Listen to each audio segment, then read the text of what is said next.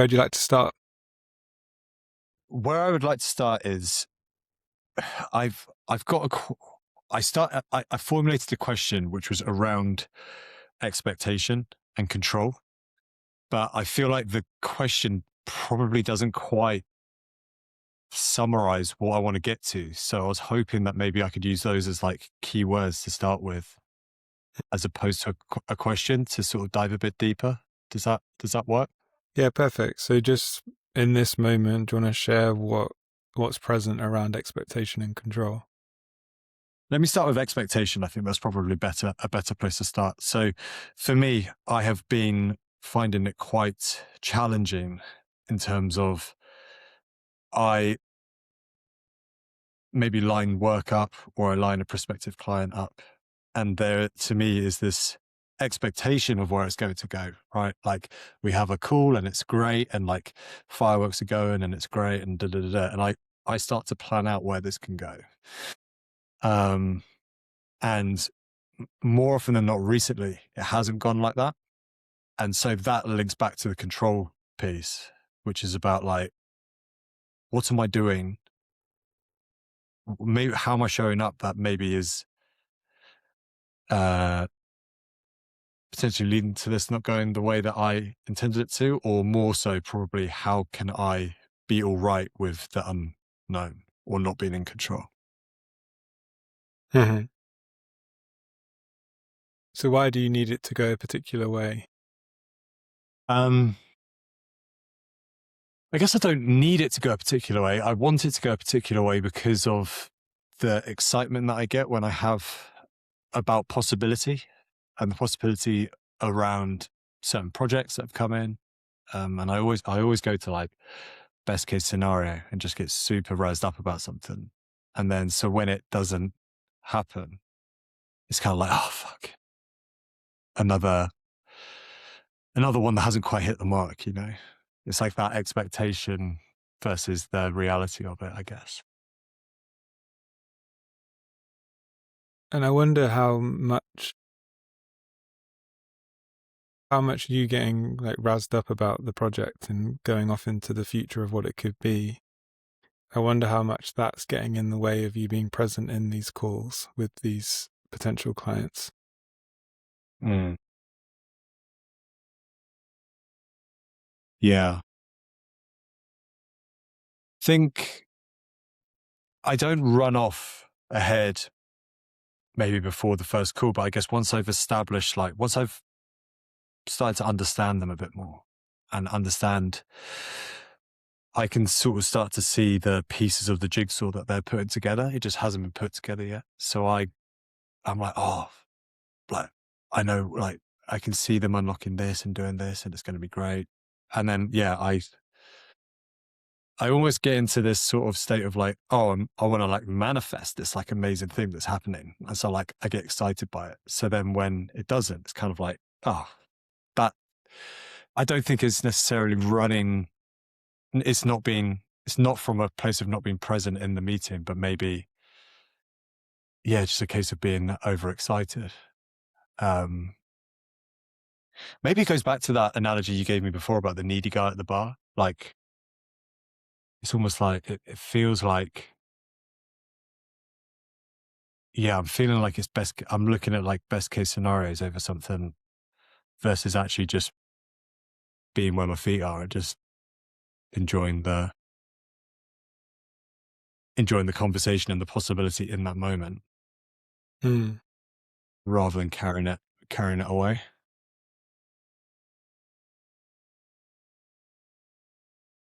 And what is the need here that you're trying to fulfill by going off into like real future possibility and these big exciting kind of dream moments? Um, well, for me, it's probably reassuring or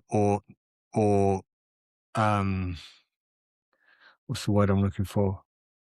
It's like a signal that I'm going in the way that where I want to go to. So it's it's a reassurance that I'm heading in the direction that I have planned for my life. And what does having this plan for your life, what's that creating for you at the moment? It's creating a direction for me to move towards. It's created me to turn up and move with a certain purpose. And it's created a good filter for me to like take on certain projects versus others. And it's created me to show up in a different way, in a more leveled up way. However, it has also created a maybe a more of a stress probably around, am I closer to my goal? Am I actually moving towards it, or am I just treading water looking at it? You know? Something tangible that feels like I'm like moving closer towards it. It doesn't feel like it's there right now. That language of it's created stress. If you take responsibility for I have created stress, what do you see?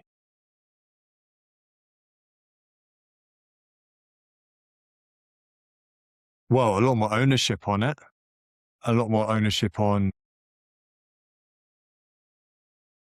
I see that if I have created the stress, then equally there is a world, or there's a situation, an environment where I can also not create stress, right? It's come from me. It hasn't come from something else. It's come from me putting pressure on. It's me coming from building the stress. So yeah, if I change it from it has created stress to I have created stress, yeah, it feels a lot more ownable and a lot more controllable. Hmm. So how you said about it opening up a different option. Well, those weren't your words, but it's what I heard. What does you taking responsibility for using this future state that you want to create to not create any pressure or any stress in your life? Can you say that again, mate? So if it's not the future state that creates the stress, it's you that are creating the stress for your thinking about the future state. What could shift internally for you so that you no longer feel the stress around this?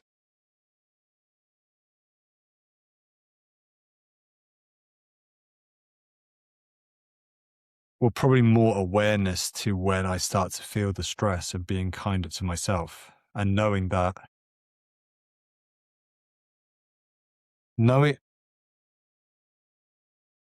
I feel like there's a metaphor coming here, but bear with me. I feel like because I've set the destination of where I want to go to, if I'm just going with the flow of the river, I know that I will eventually get there. But I feel like how I am turning up right now is I'm trying to swim as hard as I can towards it as well. Whereas actually, Mm-hmm. if you just ease off the stress, or like the ease off the pressure I've put on myself to get there by X amount of time, and just know that that will come because that's a goal that I've set. So I am, like I already said, like I'm already making decisions that are basing me off of moving to that direction. Then I don't need to worry about how fast I'm getting there, because the flow of the water is always going to get me there at some point. Hmm. And what does speaking that, what effect on your body does that have? I feel a lot calmer, and actually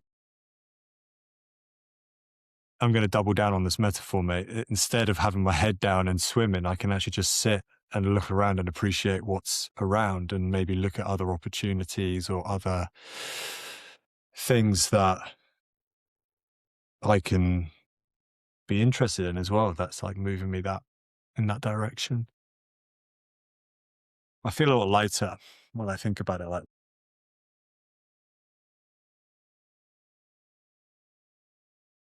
it does bring the it does start to niggle towards that like control piece though that I was talking about. It's like, um I love the principle of being like, oh, just go with it, know that it's going the right way, and it feels a lot more spiritual than mechanical, if that makes sense, in terms of like where I'm going. But I definitely do feel I want to think that way. Like it's like the book where like I understand it. I would love to buy into it. In this moment, I feel very calm thinking that way. And I know that after this call, how I feel right now is after this call, I will probably feel that way for, the rest of the day maybe, but then suddenly things in life will start to come back in. And before I know it, I start creeping into that other way of thinking. And I'm like, fuck, I'm stressing myself out again. So there's something coming up, and that I think comes from that control part, right? Of like feeling like I need to be behind the steering wheel and know exactly where it's going. So yeah. Where did you learn in your life that you needed to be in control for things to go well or to go right?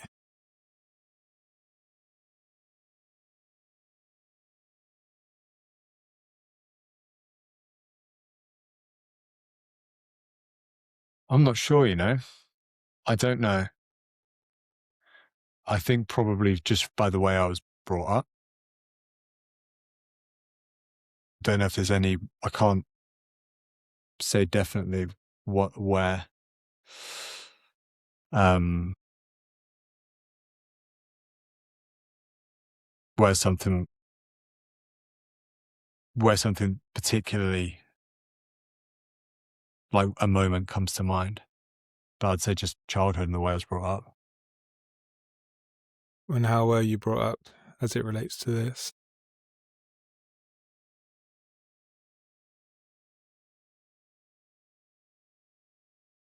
Well, it wasn't it was a relatively, I wouldn't say strict household, but it was one with a lot of um, like social, like etiquette, like boxes that had to be ticked, like turn up a certain way to this sort of thing. You're, um, you are, you are a role model to, these people to be this way. So I guess and also being like told a little bit about like where I don't know, it's probably like quite a controlling family dynamic. Probably that's where that's sort of come from. There's like a lot of like that, like you need to be doing this. That's probably where it is. It's like if I wanted to do, I don't know, say I wanted to do, um, like I wanted to do like all like arts based subjects at school. Because I know what you need to do is this.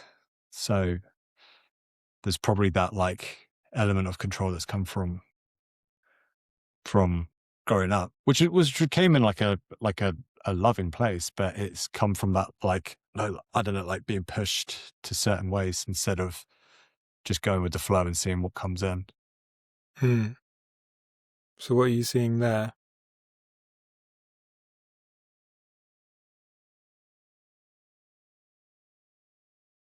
What am I seeing there? I'm seeing rules that have been made from outside of me rather than inside of me.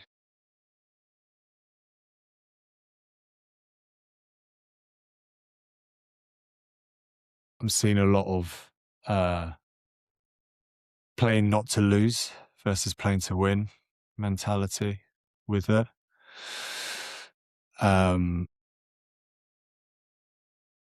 See a lot of safety, but not in a but in more of a scarcity safety, like playing it safe which I guess talks to play not to lose. It's like a playing it safe mentality. Yeah. Yeah. So what I'm hearing is that you learnt that control means safety. Mm. Yeah.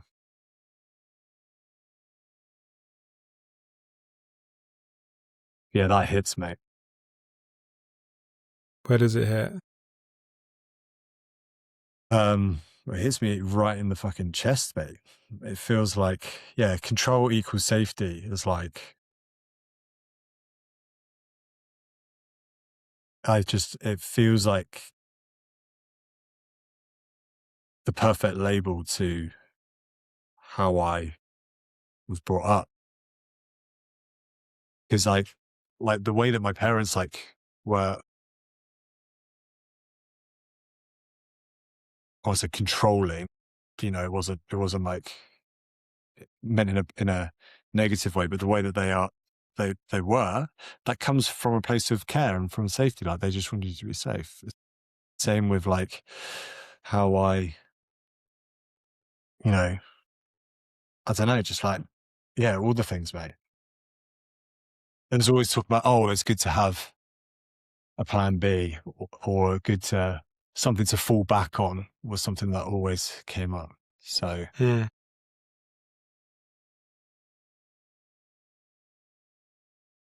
so yeah, it just feels like you sort of summarized quite a big chunk of my life with that statement. Yeah.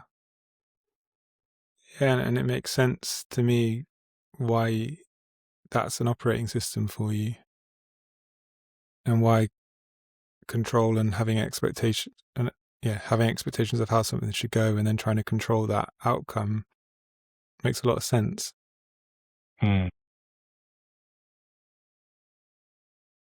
What or how is operating like that not creating the experience of life that you want?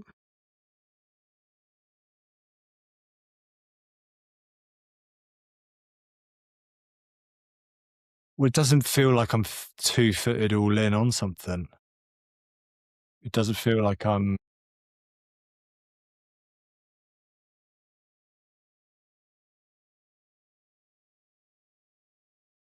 it almost makes me feel like I'm not really testing how fast the car can go. Does that make Mm, sense? It's like I always feel like I'll never know how fast the car will go with this because you're always a little bit worried about, X, Y, or Z. yeah, Yeah. yeah, and it's interesting if we look at it through. I mean, you're an incredibly creative guy, and you do amazing work with your clients, and we can use that as a micro example here of probably what's happening in lots of domains of your life. Of if you're looking to control the outcome and have an expectation of what the outcome is, it will always be based on your current way of seeing the world. So whether that's in a creative project with a company, with a brand, or whether it's in your life, my sense is that you will never get to test the throttle. Like you'll never be able to go all in 2 foot or really push the car to go flat out because you're always going to be constrained by your current level of thinking. Like a creative project that is decided on meeting 4 will be very limited in comparison to a creative project that is iterated like non-stop throughout, where there is no need for control because there's a freedom to really express and create. But then the same could be said about your whole life. If you allow yourself to let go and put the pedal down, what could become possible for you versus this idea of a safer, more controllable sort of future state?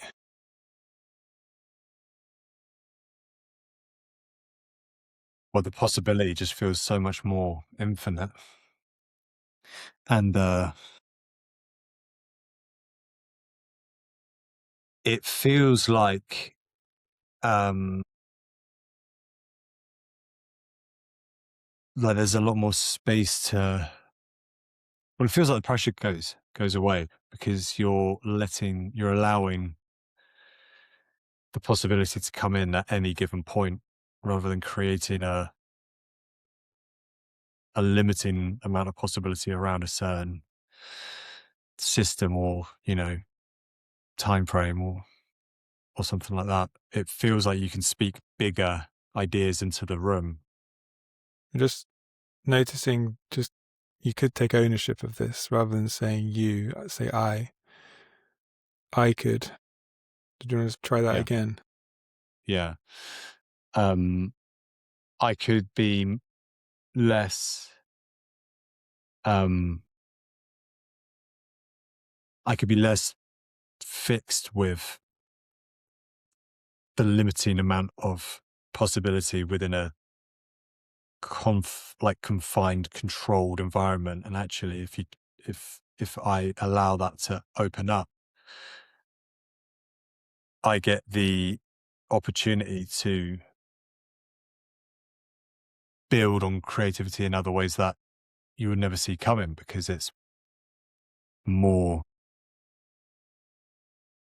it's just a more expansive way of looking at what I do. I feel a lot more expansive when I think about it in that sense. Mm-hmm. And I feel like I have a lot more ownership on what I do. Yes. And I feel if I can go full throttle, I am happy with whatever outcome comes from it. Can you say more about So, that? yeah, if I want to put the throttle down and move in the direction that I want to go in, and where I see possibilities and opportunity. But because I am taking ownership of it as well, say a project doesn't work, kind of like how we were speaking earlier, because I'm not creating from safety or scarcity, I'm creating from possibility and the biggest ideas. If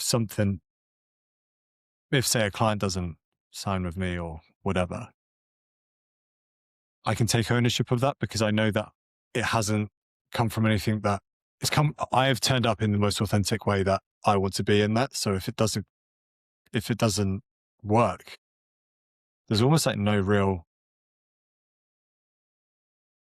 sort of, I feel like I would be able to rest easier being like, I wouldn't be sitting there thinking, oh, if I just said this, then that would happen. Or if I had gone at it in this direction, or I wonder if because of X, Y, Z, that isn't what happened. It didn't happen. Actually, because I am there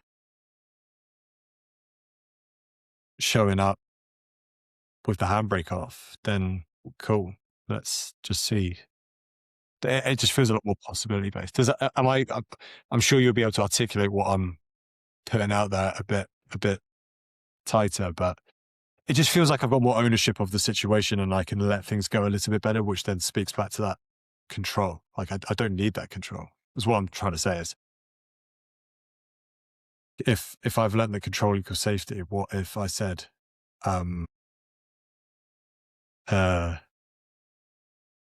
like authenticity equals, I don't even want to put safety. I just feel like safety is that's having your hand on the handbrake a little bit, I think. Mm. I think I just knowing that, yeah, I don't really know where it's all a bit murky. I feel like I'm sort of going through a bit of a smoky bit here, trying to figure out what I'm trying to say, but I'll be interested to hear what you're hearing. Well, an invitation is that we're always safe. Mm-hmm. If that would, like, not as a truth, but as an idea to play with, what would that shift for you? Well, it shifts the need to attach myself to control equals safety. Like Hmm. we are inherently safe. So let's fuck off control and create with possibility. Mm. Can I share what came up for me as you were speaking? It Mm-hmm. really reminded me of when I was, well, my whole teen years, all of my 20s. I was such a chameleon. I was so good at fitting into different groups. There were, like, my accent would change, and I would really mold myself into whatever shape I thought would be the most acceptable, depending on who I was surrounded by. I would dress differently based on what event I was going to. And it made me think what you're saying of the difference between like pitching with a client as in a safe manner, in a way that isn't aligned and isn't true to who you are, and then being rejected is very different to going all out and playing all your aces, like really going for it and being yourself and expressing yourself is very different. And just reminded me of, like, when I made a real effort to try and fit in and I was still rejected, was way more painful than when I allowed myself to be myself and was rejected. Mm. Because I had this story of, I can't even pretend to be likable. Yeah. Yeah. What do you hear Yeah. in that? I hear permission to be me. Yeah. And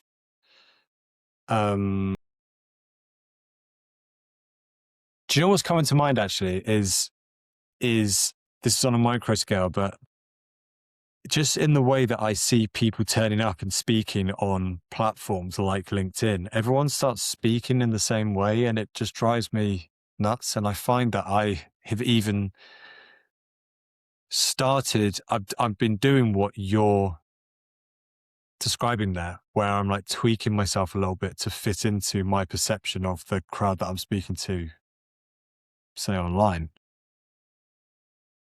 But actually, when you just speak authentically, that's kind of great, because if people aren't interested in it, they're not going to, want to have a chat with you, which is great. You just saved yourself a conversation with someone that you don't want to speak with.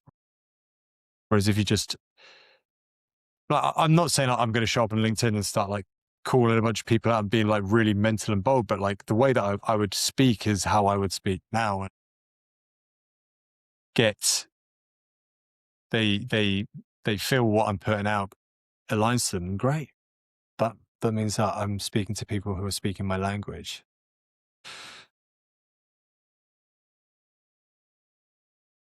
Yeah, I don't feel like I'm going into a dinner party wearing a fucking shirt and jacket, and I'm feeling itchy because I'm wearing an outfit that I just would never wear, Like Yeah. that sort of attitude, that fills me with dread. So just Mm. avoiding that. Well, that just feels like a really nice sort of, you could use that as an like an internal barometer, like, how itchy do I feel? Yeah. And Yeah. if there's no itch, then you're probably pretty aligned and pretty sort of living in what feels true and expressing yourself authentically. I think it's like, if you can consistently show up as yourself, you will end up in the rooms with the people that you're meant to end up with. If you show up as a stilted version of yourself, you'll end up being friends with, speaking with, in relationships with the people who are 80% aligned, and your life will feel itchy for the rest of your life. Is there a difference though between showing up authentically, but like dialing up or dialing down,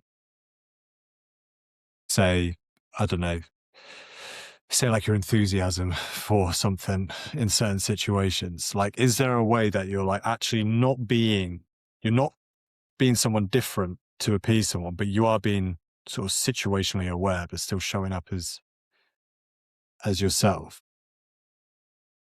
Well, if you have permission to be yourself, could you not just trust that you will know how to be in each situation?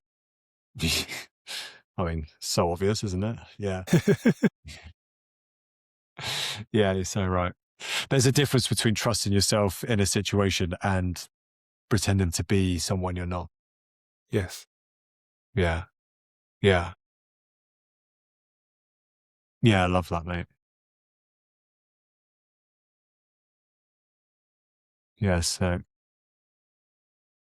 Is there anything else that's present, or are we complete? there's nothing I'm just playing a show reel of places that I've felt like I haven't been myself, which has become very obvious now. And it's like, I'm just kind of smiling because I'm like, oh, yeah, cool. Next time I can show up as myself and just see what happens. Yeah. Good. What a fun experiment. Fun experiment, mate. Love it. Thank you. I feel very whole and complete right now, Sam. Appreciate you, mate. No, I appreciate you. Thanks for bringing this, and I look forward to our next chat. Absolutely. Awesome. Cheers.